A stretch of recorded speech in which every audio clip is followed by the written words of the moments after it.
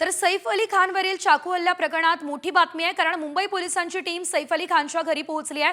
पोलिसांचे 2 अधिकारी सैफच्या सद्गुरू शरण या इमारतीमध्ये दाखल झालेले आहेत। करीना कपूरचा जबाब आता नोंदवला जाणार का, हा प्रश्न आहे। सैफवरती झालेल्या हल्ल्यानंतर करीनाचा जबाब जो आहे तो नोंदवला जाण्याची शक्यता आहे।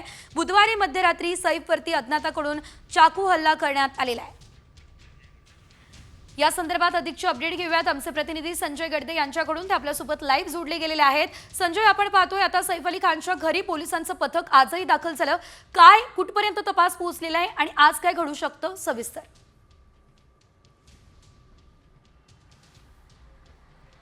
निश्चितच सैफ अली खानच्या घरी काल रात्री जो आहे तो 2:30 वाजण्याच्या सुमारास अज्ञात व्यक्तीकडून हल्ला करण्यात आला होता। यानंतर मुंबई पोलिसांनी जे आहे त्याच्या तपासासाठी तब्बल 10 पथके तैनात केलेली आहे। मात्र अद्यापही जो हल्लेखोर आहे हा नेमका कुठे आहे या संदर्भात अद्याप कोणती माहिती देखील मिळाली नाही। त्याचा CCTV देखील व्हायरल करण्यात आला होता।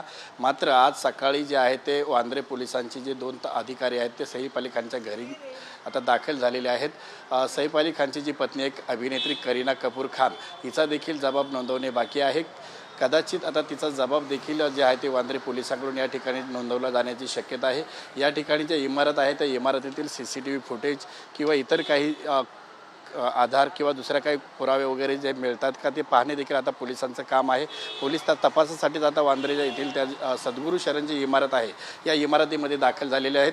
त्या ठिकाणी इमारतीचे सिक्युरिटी जे वॉचमॅन आहेत, सुरक्षा रक्षक आहेत, त्यांचा देखील जबाब अद्यापही काही यांचा जबाब नोंदवण्याचा बाकी आहे। आणि यासाठीच निश्चितच संजय, खरं तर आता करीनाचा आणि सैफचा जबाब नोंदवला जातो काय बघणं महत्त्वाचं। धन्यवाद दिलेल्या या सर्व सविस्तर अपडेटसाठी।